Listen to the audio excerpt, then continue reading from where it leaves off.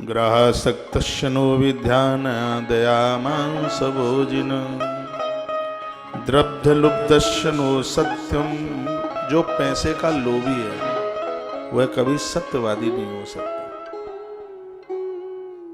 जिसको जीवन में पैसा ही चाहिए, जो धन का भूखा है, वो धर्म से बहुत दूर है।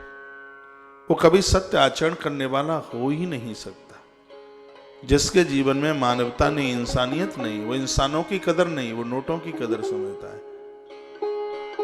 ऐसा आदमी किसी को बेवकूफ भले ही बनाए, वो सत्यवादी नहीं हो सकता कभी। वो अपना धर्म बेचने को तैयार है पैसे के लिए।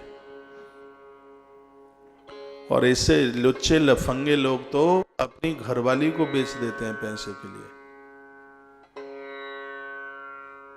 अपना परिवार खो देते हैं पैसे के पीछे। सब लुटा, कुछ उन्हें पैसा, क्योंकि उनकी आदतें इतनी भ्रष्ट हो चुकी हैं, उन्हें उसकी पूर्ति के लिए पैसा चाहिए। तो यहां आचार्य ने कहा, जिसके जीवन में सब कुछ द्रव्य लुब्धस्य, यानी जो धन का लोभी है, धन का भूखा है, नो सत्यम, वह सत्यवादी नहीं हो सकता, सत्यवत आचरण करने वाला नहीं हो सकता, कभी नहीं हो सकता। और आगे की बड़ी सुंदर बात कही गई है, न स्त्री नस्य पवित्रता। जो स्त्री पुरुष के मोह में ग्रसित है और जो पुरुष स्त्री के ऊपर बहुत ज्यादा आसक्त है, स्त्री पुरुष के ऊपर आसक्त है, वो कभी पवित्र नहीं हो सकते, वह कभी शुद्ध नहीं हो सकते, वो मंदिर के हवन के श्राद्ध कर्म के लायक हो ही नहीं सकते। उनकी पूजा कभी भी देवालय में स्वीकार नहीं की जाती। लोग कहते हैं हम इतनी पूजा पाठ करते हैं, मिलता नहीं। क्यों नहीं मिलेगा? आज किया है, आज मिलेगा। पहले अपनी तरफ ध्यान कर। हाँ, ऐसी कोई गलती हुई है तो उसका प्रायश्चित कीजिए। एक तरफ स्वाहा स्वाहा कर रहे हैं और एक तरफ कुकर्म कर रहे हैं, तो क्या मतलब है उसका? क्या मिलेगा उसका? कुछ मिल ही नहीं सकता। तो हमारे शिष्ट जनों ने बड़ा सुंदर सूत्र दिया है अच्छा जीवन जीने के लिए, बढ़िया जीवन जीने के लिए। वो कहते हैं, संसार में कर्तव्यों को पूरा कीजिए और प्रेम भगवान से कीजिए, ईश्वर से प्रेम कीजिए, ईश्वर की प्रकृति से प्रेम कीजिए, उनको कष्ट मत दीजिए। मोह की बात नहीं कही, मोह सकल व्याधिन कर मूला हो जाएगा। फिर तो हर ग्रंथ ने आगाज भरा है हमें सुधारने के लिए, हमें बनाने के लिए। ग्रंथ साक्षात भगवत रूप है।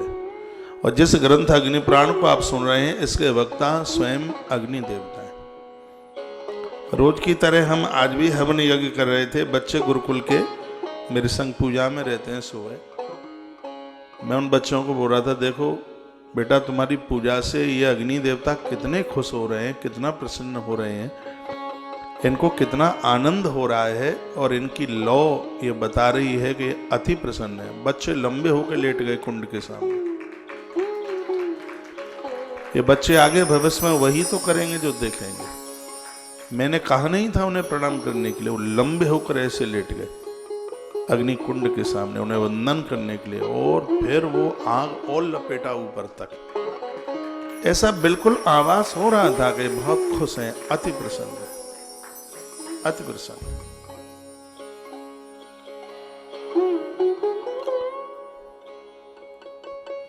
तो भगवान अग्निदेव वशिष्ठ मुनि को क्या कह रहे हैं? ये बात तो आपने बिल्कुल सुन ली है। प्रेम कीजिए, परिवार से स्नेह कीजिए, आसक्त नहीं। पति लोग कमाने को चले जाते हैं, ये मेरी दीदियां ऐसी अज्ञानी बनी है, माथा फोड़ फोड़ करके रोती हैं। दिन में 25 फोन करेंगी उसे, ना उसे ऑफिस में बैठने देंगी, ना कहीं। देखिए, सामने कंपनी वाला 8 घंटे की सैलरी दे रहा है, वो तुम्हारा फोन सुनने के लिए नहीं, वो अपना काम कराने के लिए दे रहा है। ड्यूटी के समय पर तो मेरी भगनियों फोन करना ही मत, नहीं तो तनख्वाह में आने वाला पैसा पेट में दर्द करेगा। ये नियम बना लीजिए। वो तुम्हारा फोन सुनने के लिए कंपनी पैसा नहीं दे रही है, और तुम 10-10 मिनट में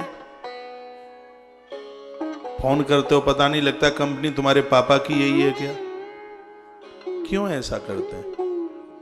ये भाई लोग मुझे बताते हैं, कहते महाराज जी पूरा आनंद है, क्या बताएं, घरवाली ने नाक में दम कर दिया, नौकरी करने नहीं देती है, बॉस सामने होता है, 10-10 मिनट में करती है फोन, और नहीं फोन सुनूं तो उसका तुमड़ा लटक जाता है, रात को 2 घंटा तो मुझे उसको मनाने में लगते हैं फिर फोन पे। अब बताओ महाराज जी क्या करूं?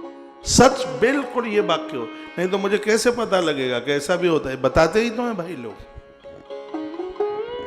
ऐसा नहीं कीजिए, आप समझदार हैं, आप भी तो बड़ी पढ़ाई करके आई हैं, आपने भी तो बहुत योग्यता प्राप्त की है।